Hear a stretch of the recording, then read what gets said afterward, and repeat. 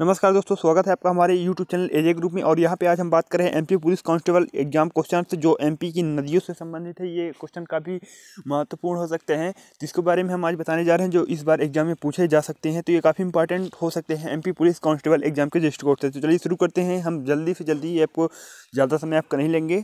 तो यहाँ पे चलिए शुरू कर देते हैं। मध्य भारत की कौन सी नदी कर्क रेखा के समानांतर बहती है? देखिए, जो कर्क रेखा है वो ऐसे भारत से गुजरती है, ठीक है ना। तो इसमें जो ये मध्य प्रदेश की नदी है, तो ये यहाँ से इस तरह कुछ बहती है, तो इसको समानांतर बोला जाता है। इसलिए मध्य भारत की कौन सी नदी कर्क रेखा के समानांतर बहती है? तो नर्मदा नदी। और नर्मदा नदी भारत की 5वीं सबसे बड़ी नदी है। नेक्स्ट क्वेश्चन है, सेकंड नंबर, नर्मदा नदी की कुल कितनी सहायक नदियाँ हैं? तो 41 नर्मदा नदी की कुल सहायक नदियाँ है। यह भारत की 5वीं सबसे बड़ी नदी है नर्मदा नदी। इसकी कुल सहायक नदी 141 है और इसकी कुल लंबाई 1312 किलोमीटर है। क्वेश्चन नंबर थर्ड अपन देख लेते हैं।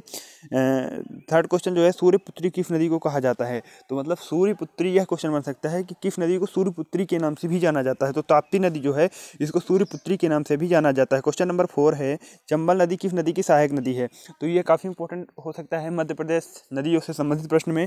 जो चंबल नदी है वह मध्य प्रदेश की बड़ी नदियों में से एक है और यह यमुना नदी की सहायक नदी है। किस नदी की? चंबल नदी यमुना नदी की सहायक नदी है। ताप्ती नदी की कुल लंबाई 724 किलोमीटर है, जिसे सूर्यपुत्री के नाम से भी जाना जाता है। यह क्वेश्चन नंबर 5 है। क्वेश्चन नंबर 6 है दोस्तों, माही नदी का उद्गम स्थल किस जिले में है? तो माही नदी का उद्गम स्थल धार जिले में है। धार जिले में माही नदी का उद्गम स्थल है। पृथ्वी पुत्री किस नदी को कहा जाता है? तो पृथ्वी पुत्री को जो है, तो माही नदी को पृथ्वी पुत्री के नाम से भी जाना जाता है। तो ये दो क्वेश्चन इंपॉर्टेंट बनते हैं। सूर्य पुत्री के नाम से ताप्ती नदी, देखिए आप ऐसे याद रख सकते हैं, ताप्ती, और ताप का संबंध सूर्य से होता है, और पृथ्वी पुत्री जो है तो माही नदी को भी कहा जाता है मध्य प्रदेश में, ठीक है ना। क्वेश्चन नंबर 8 है, बुंदेलखंड की जीवन रेखा किस नदी को कहा जाता है? तो बुंदेलखंड मध्य प्रदेश में, जैसे विंध्य हो गया, बुंदेलखंड हो गया, मालवा का क्षेत्र हो गया, तो उसमें जो बुंदेलखंड है, वह बुंदेलखंड जो है ग्वालियर वाला एरिया आता है, और यह उत्तर मध्य प्रदेश में आप बोल सकते हैं। तो बेतवा नदी जो है वहाँ की,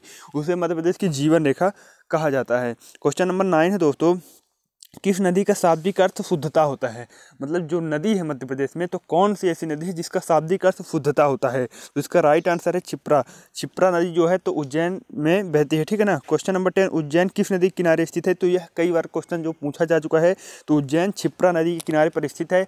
यह एक पवित्र नदी है, लेकिन अब यह कुछ कारणों बस दूषित हो रही है आज के परिवेश में, ठीक है ना। क्वेश्चन नंबर 11 है, सोन नदी की कुल लंबाई कितनी है? तो 780 किलोमीटर सोन नदी की लंबाई है, ठीक है ना।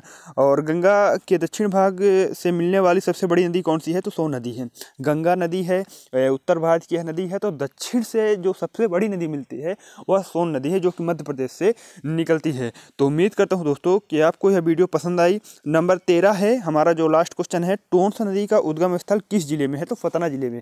यह मध्य प्रदेश की नदी है और यह काफ़ी बार क्वेश्चन में पूछा जा चुका है। सतना नदी में टोंस नदी जो है, तो इसका उद्गम स्थल टोंस नदी का सतना जिले के मैहर से होता है। तो अगर वीडियो पसंद आई तो चैनल को सब्सक्राइब जरूर करें लेटेस्ट नोटिफिकेशन के लिए। धन्यवाद।